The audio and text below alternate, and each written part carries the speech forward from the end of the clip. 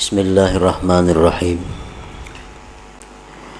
Alhamdulillahilladzi hadana lisabilil huda wa ma kunna linahtadiya laula an hadanallahu jalla wa ala. Asyhadu an la ilaha illallah wahdahu la syarikalah al-muttasifu bil qidami wal baqa. Wa ashhadu anna sayyidana Muhammadan abduhu wa rasuluhul ma'ruf bis-sakha wal wafa. Allahumma salli wa sallim wa barik ala sayyidina wa maulana Muhammadin afdali man bil ardi was sama wa ala alihi wa ashabihi wa dhurriyyatihi wa atba'ihi ila yaumil liqa, amma ba'du. Yang kita hormati dan kita cintai para habaib dan para alim ulama, para muhibbin, hadirin, hadirat rahimakumullah. Alhamdulillah, kita panjatkan puji dan syukur kehadirat Allah Subhanahu wa ta'ala yang telah memberikan kita hidayah, taufik dan inayah sehingga kita pada malam ini dapat kembali berkumpul bersama-sama di majelis yang penuh berkah ini. Salawat dan salam kita haturkan keharibaan junjungan kita Nabi besar Muhammad sallallahu alaihi wasallam dan kepada seluruh keluarga, para sahabat, zurriyat dan pengikut beliau sampai hari kiamat nanti. Para muhibbin rahimakumullah, al-hikmatul ishrun minal hikamil ataiyah. Qala al-imam Ahmad ibnu Athaillah as-Sakandari rahimahullah wa nafa'ana bi'ulumih. Hikmah yang ke-20 dari Al-Hikam. Berkata Imam Ahmad bin Athaillah as-Sakandari rahimahullah, ma aradat himmatu salikin antakifa indama kushifa laha illa wa nadathu hawatiful haqiqah alladhi tatlubu amamak wa la tabarrajat lahu zawahirul mukawwanat illa wa nadathu haqa'iquha innama nahnu fitnatum fala takfur.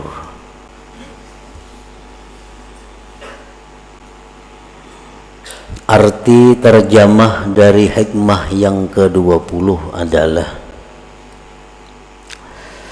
tidak menghendaki keinginan orang yang tekun beribadah bahwa berhenti dia ketika dibukakan baginya, melainkan menyeru akan dia oleh suara-suara hakikat. Bermula yang kamu tuntut itu ada di depan engkau. Dan tidaklah bernampak bagi seorang ahli ibadah oleh zahir-zahir ini alam, melainkan menyeru akan dia oleh hakikat-hakikat ini alam. Hanya saja kami ini merupakan cobaan, maka janganlah kamu tergoda dengan cobaan itu. Nah, para muhibbin, itulah terjemah daripada hikmah yang ke-20.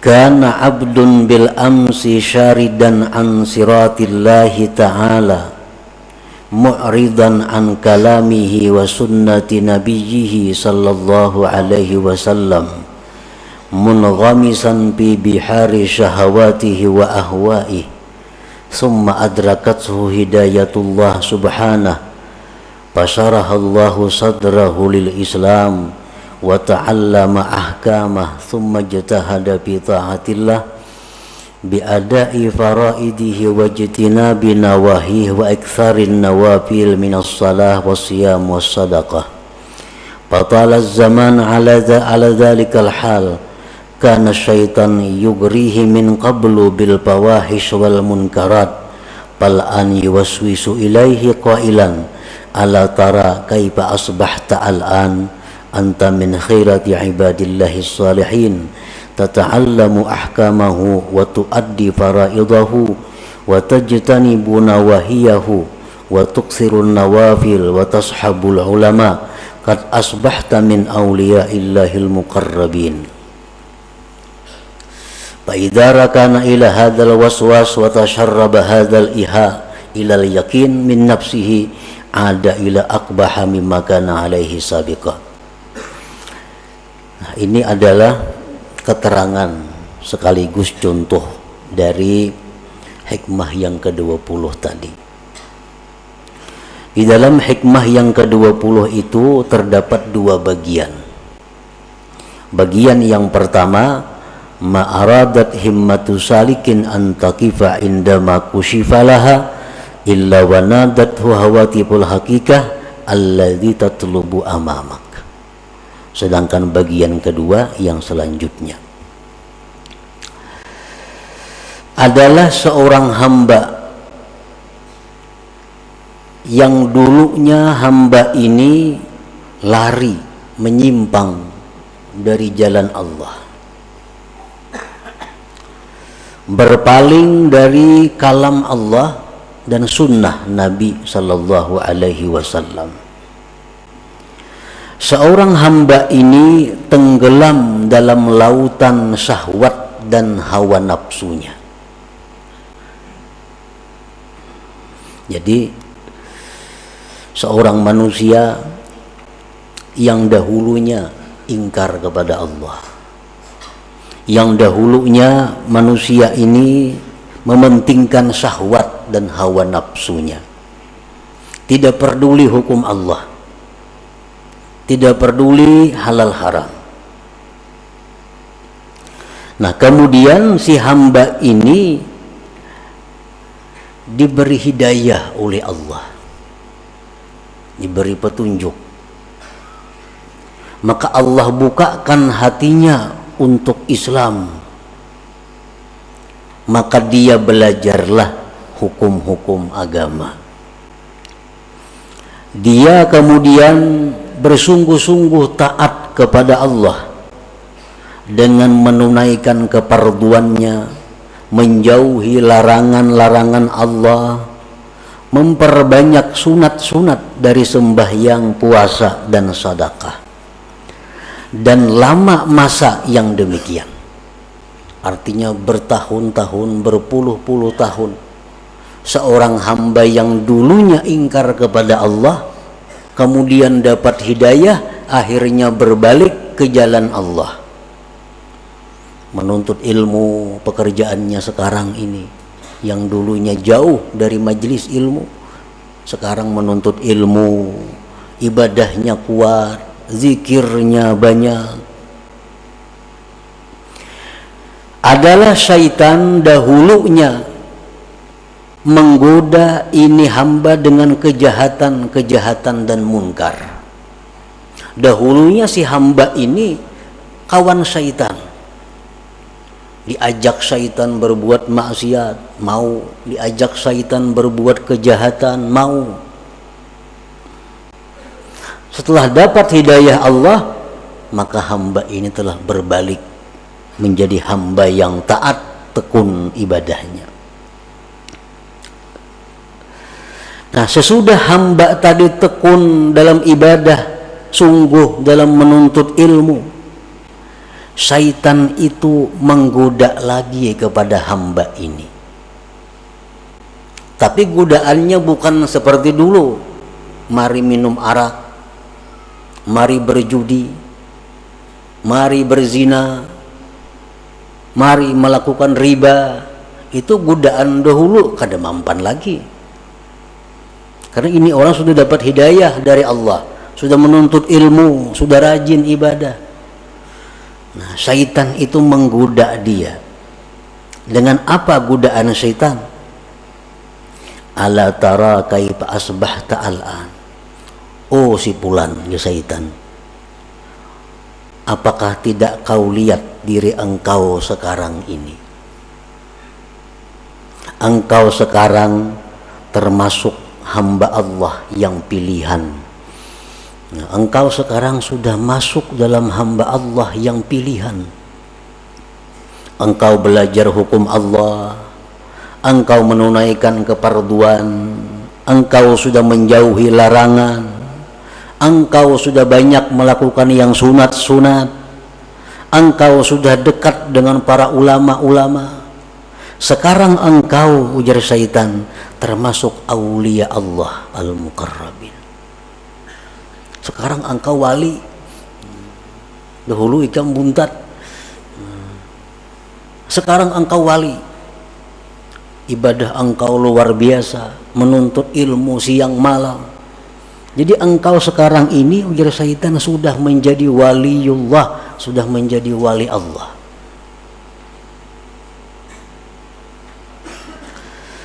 Nah, apabila si hamba ini setuju dengan bisikan syaitan itu, ya syaitan ikam ni wali, diterimanya itu, oh, cocok aja aku wali, soalnya wah ini aku sudah belajar siang malam, zikir 10.000, salawat 10.000, cocok aja aku wali. Nah, wa tasharraba hadzal iha ilal yakin, dan masuk ini bisikan kepada yakin. Akhirnya dia yakin, wah aku ini besar bujur-bujur wali. Ada ila akbaha mimma kana alaihi sabiqa, maka dia ini hamba kembali kepada sesuatu yang lebih jahat daripada dahulunya. Nah, lebih jahat daripada dahulunya di sisi Allah Subhanahu wa ta'ala tentunya. Nah, jadi artinya kalau kita dahulu banyak maksiat kepada Allah, dahulu kita ingkar dengan hukum Allah, sekarang dapat hidayah, menuntut ilmu, banyak zikir, banyak amal. Setelah itu kita merasa bahwa diri kita ini adalah kekasih Allah, diri kita ini orang yang dekat kepada Allah, kita meyakini demikian. Nah, kita sebenarnya lebih jahat kedudukannya di sisi Allah daripada kelakuan kita yang dahulu kala yang suka maksiat itu.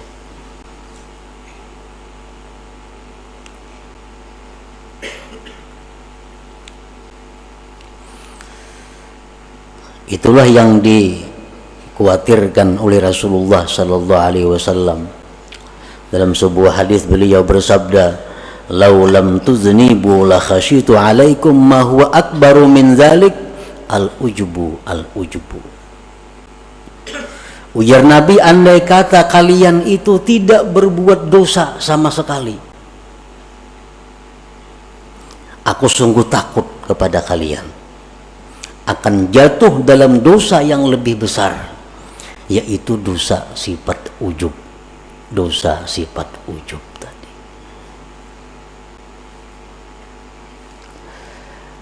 Sayyidatina Aisyah radhiyallahu anha, beliau ditanya, mata yakunur rajul musi'a? Qalat idza zanna annahu muhsin. Kapan seseorang itu dikatakan jahat di sisi Allah? Ujar Aisyah menjawab, bila mana dia sudah menyangka dirinya baik. Bila mana kita menyangka diri kita ini sudah baik, berarti kita orang yang jahat di sisi Allah Subhanahu wa ta'ala. Nah, ini keterangan daripada bagian yang pertama daripada hikmah yang ke-20 tadi. Nah, para muhibbin rahimakumullah, jadi syaitan ini, ujar para ahli suluk, mengatakan selalu berusaha menggoda kita sampai kepada tahapan-tahapan yang ke-7, baru syaitan itu berakhir menggoda kita. Sampai 7 tingkat keadaan-keadaan kita, syaitan selalu membisik kepada kita agar kita gugur, agar kita terjatuh ke dalam jurang yang hina. Nah, untuk menghindari, menjaga keselamatan dari godaan-godaan syaitan yang 7 tingkat itu, 3 hal yang kita perlukan.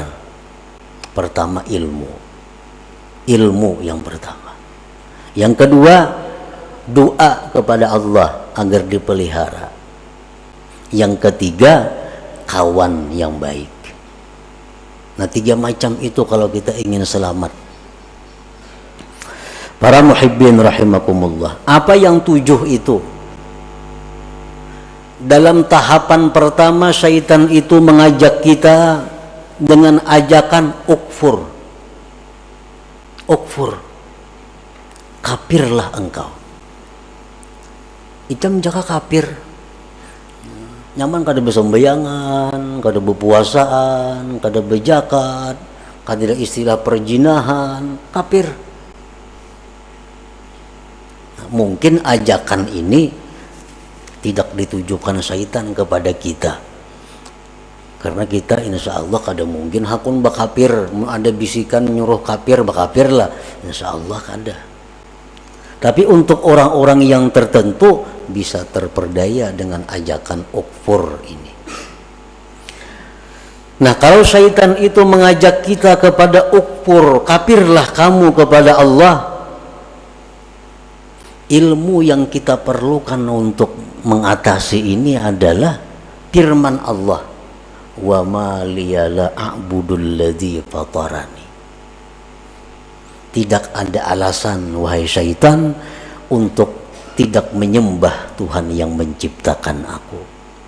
Kalau engkau mengajak aku kepada kafir, wahai syaitan, aku tidak ada alasan untuk tidak menyembah Tuhan yang menciptakan aku.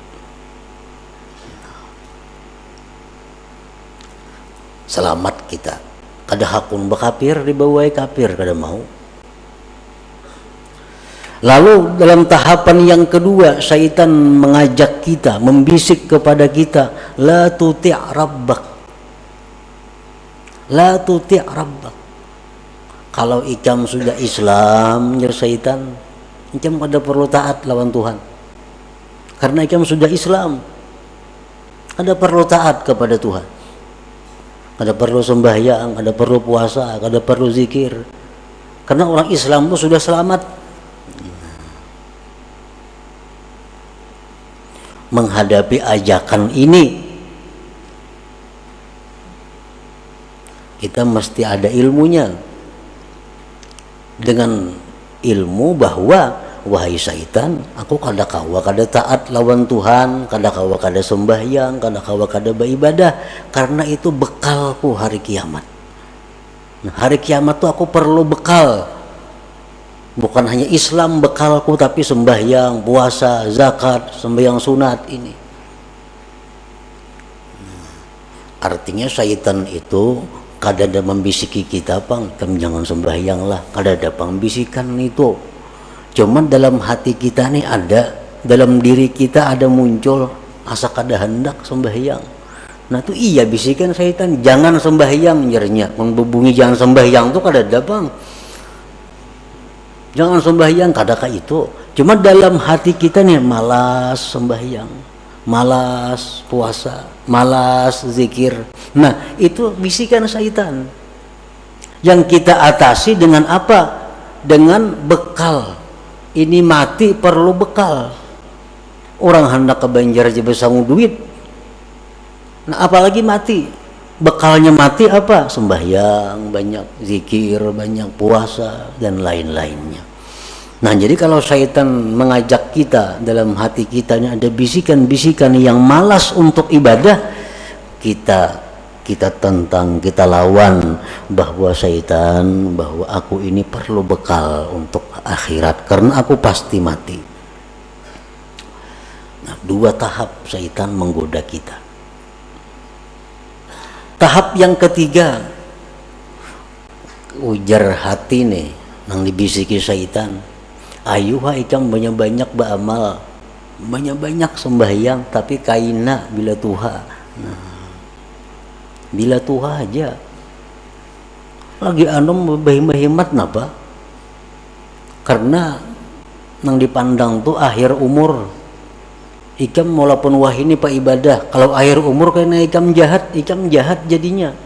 Jadi baik wah ini berjahat, kayaknya akhir umur hanya berbaik. Nah,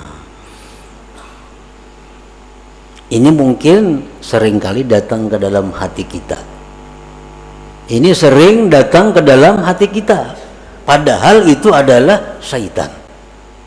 Kaina gin, amal banyak. Kaina mun sudah tuha.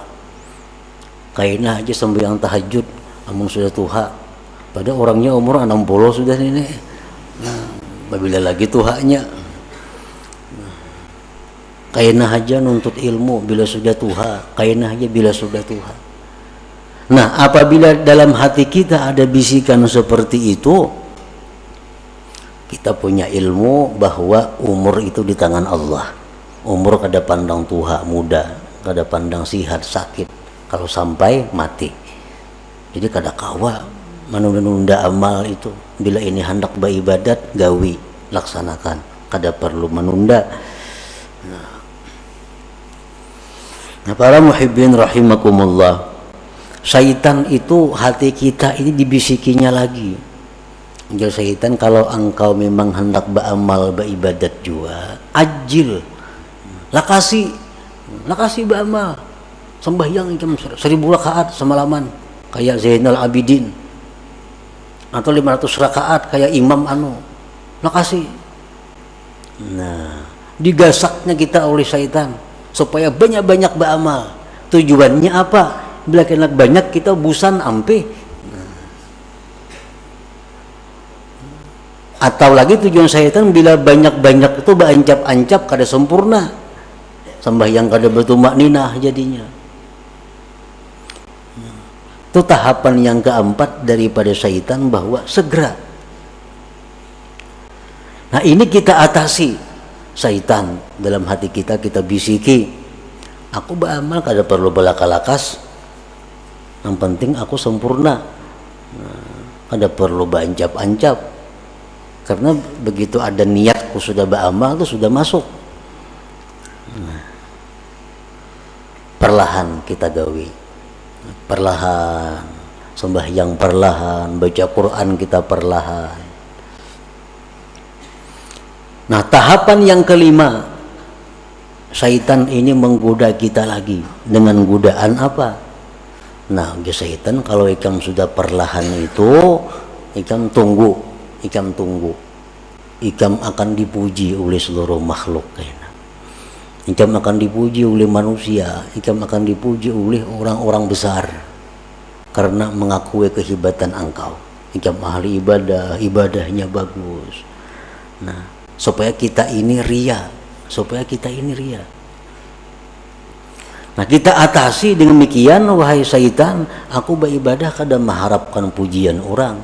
Aku beribadah kada mengharap penilaian orang. Yang kutuju itu adalah penilaian Allah. Aku cukup Allah yang mengetahui aku beramal. Kada perlu orang lain.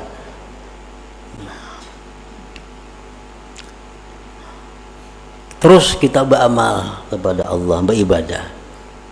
Nah, yang keenam ini.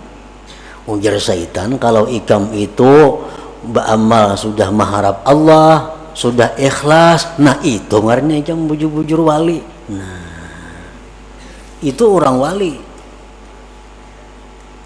Ini yang dimaksud dengan hikmah yang ke-20 ini. Ma'aradat himmatu salikin antakifa indama kusifalaha illa wanadatu hawatibul hakikah alla yatlubu amamaka. Nah, sekarang engkau sudah wali di syaitan. Ikam beramal perlahan, teratur. Ikam mengharapkan sudah karena Allah. Ikam sekarang sudah waliullah. Nah, bila kita ma'asisi itu, bila kita membujuri, ampun syaitan mengatakan bahwa kita ini sudah wali, nah disitulah kita hancur. Nah, disitulah kita terjatuh lebih dalam daripada jurang yang dahulu kita berada.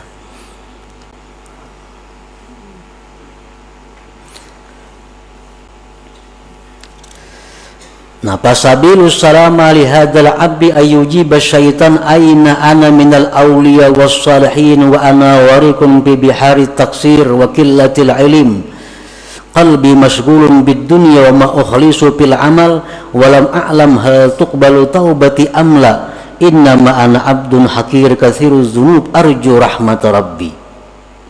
Di waktu syaitan tadi, di waktu hati kita berbisik bahwa kita ini dekat dengan Allah, di waktu hati kita bicara bahwa kita ini sudah dikasihi, dicintai Allah, di waktu hati kita bicara kepada kita bahwa kita ini wali, itu hendaknya dijawab, bah, kada mungkin aku ni wali, kada mungkin aina ana minal aulia, kada mungkin aku ni wali, aku ni masih banyak kurang, ilmunya kurang, hatiku masih banyak kepikiran dunia, amal ibadahku belum tentu ikhlas, dosa-dosaku dahulu belum tentu diampuni Allah, tubat-tubatku belum tentu diterima. Aku ini adalah hamba yang hina, yang banyak dosa, yang mengharapkan rahmat Tuhan. Nah, ini yang jawabannya kalau timbul bisikan di hati kita. Itu yang dimaksud dengan wanadathu hawatiful hakikah alla yadlubu amamaka. Aku ini masih banyak dosa, walaupun aku beribadat, walaupun aku baca Quran, tapi dosa-dosaku dulu belum tentu diampuni Allah. Tobat belum bisa diterima, belum tentu diterima. Nah, bila kita mampu menentang yang demikian tadi dengan perasaan-perasaan bahwa kita masih hina, kita masih banyak dosa, kita masih jauh dari Allah, berarti kita berhasil, berarti kita selamat. Siti Aisyah tadi dikata, kapan seseorang itu dikatakan jahat di sisi Allah? Bila mana dia menganggap dirinya sudah baik. Kapan seseorang yang baik di sisi Allah? Bila mana dia masih menyangka dirinya jahat. Bila mana dia menyangka dirinya masih jahat, dirinya masih banyak dosa, dirinya masih hina, itulah yang baik di sisi Allah Subhanahu wa ta'ala. Nah, para muhibbin rahimakumullah. Jadi yang keenam, tingkatannya ujub ini, dan bisikan-bisikan itu pasti ada di dalam hati kita. Yang ketujuh itu datang lagi dalam hati kita. Sudah bagus, sudah 6 langkah syaitan menggoda kawa diatasi. Yang ketujuh, syaitan artinya bisikan hati kita. Bisikan hati kita ini berbicara, apa bahimahimat ba'amal, amun aku ni sudah takdir ke surga, pasti ke surga mati. Amun aku takdir ke neraka, pasti ke neraka. Nah, apa gunanya aku bahimahimat nih? Nah, ini sudah ketuhukan ba'amal, sudah kebanyakan kitab yang dipelajari, sudah kebanyakan guru yang didengari, timbul pikiran itu. Nah, apa aku bahimahimat beribadah? Amun aku takdir ke neraka, ya ke neraka juga mati. Amun aku takdirnya ke surga, walaupun aku maksiat, pasti ke surga juga mati. Nah, ini ada dalam hati seseorang hamba Allah. Bisikan seperti itu, walaupun kada semua orang, tapi ada dalam hati. Nah, bila demikian ada, kita jawab bahwa aku hidup mati bukan untuk surga neraka. Hidupku matiku untuk Allah. Inna salati wa nusuki wa mahyaya wa mamati lillah rabbil alamin. Pokoknya aku beribadah kepada Allah. Urusan ke neraka ke surga itu urusan Allah. Nah, bila kawa demikian, kita sudah berhasil melalui 7 tingkatan daripada godaan-godaan syaitan tadi. Nah, para muhibbin rahimakumullah, bagian yang kedua daripada hikmah yang ke-20 ini adalah as-saliku fi asna'i sulukihi katazharu lahu anwa'ul khawarik kastijabatid du'a wa iqbalil khalqi wa tawsi'ah fid dunya wal masyi 'alal ma wal ittila' ala asrarin nas fa idza rakana ila hadhihi wa lam yaj'alha fitnah ihtajaba 'anillah subhanahu wa ta'ala. Seorang yang ahli ibadah itu, di tengah-tengah perjalanannya kadang-kadang ada timbul hal-hal yang menyalahi adat. Orang-orang yang sedang tekun beribadah itu kadang-kadang di tengah jalannya diberi Allah keistimewaan. Seperti apa? Doanya dikabulkan. Ujarnya hujan hari. Ujarnya ini. Itu contohnya. Seperti bisa berjalan di atas banyu umpamanya. Seperti mengetahui isi hati manusia. Nah, itu sebenarnya adalah fitnah, cobaan. Apabila seorang ahli ibadah ini senang dengan demikian, maka dia terdinding dari Allah Subhanahu wa taala. Nah, artinya apa? Ini sudah zikir banyak kepada Allah, salawat banyak, sembahyangnya banyak, semuaan banyak ibadah-ibadahnya. Diberi Tuhan keistimewaan. Doanya mustajab, orang-orang datangan kepadanya. Nah, bila inya senang dengan hal-hal itu, akhirnya mengurangi ibadah-ibadahnya, berarti dia sudah terdinding daripada Allah Subhanahu wa taala. Nah, jadi di pertengahan umur, di mana kita sedang tekun beribadah, itu Allah beri kita keistimewaan bahwa itu adalah fitnah, itu ujian. Bila kita pegang ujian itu, kita akan terdinding daripada Allah. Orang membaca zikir, membaca ba'amal, amalan macam-macam dibaca, itu ngarannya salik, orang yang berjalan menuju Allah. Nah, kadang-kadang kena orang ini di tengah jalannya mustajab doa. Ada orang garing ditiupnya sigar, ada orang garing diberinya banyu sigar. Akhirnya ini asik dengan itu, akhirnya jadi penambaan. Pada tujuan asal untuk jadi orang yang dekat kepada Allah. Zikir, baca salawat, dicoba oleh Allah dengan demikian. Ada orang minta ini sigar, ada minta ini kabul, ada minta ini berhasil. Akhirnya sibuk melayani itu. Ibadah-ibadah yang sudah dirintis tertinggalkan. Nah, ini artinya ihtajaba anillah. Jadi bila mana kita mengalami yang demikian, maka janganlah kita anggap itu satu kebanggaan. Jangan kita anggap itu satu kemuliaan. Tapi innama nahnu fitnah, kami hanya cobaan. Itu hanya adalah ujian dari Tuhan. Apakah kita berhenti sampai di situ atau terus berjalan beribadah sebagaimana yang sudah dirintis terlebih dahulu. Nah, itulah para muhibbin rahimakumullah, sebagian daripada maksud yang bagian kedua dari hikmah yang ke-20 ini. Mudah-mudahan kita diberi Allah taufik hidayah sehingga dapat mengamalkan ilmu pengetahuan yang diberikan Allah kepada kita. Amin ya rabbal alamin. Ila hadratin Nabi sallallahu alaihi wasallam. Al-Fatihah. Bismillahirrahmanirrahim. Iyyaka na'budu wa iyyaka nasta'in.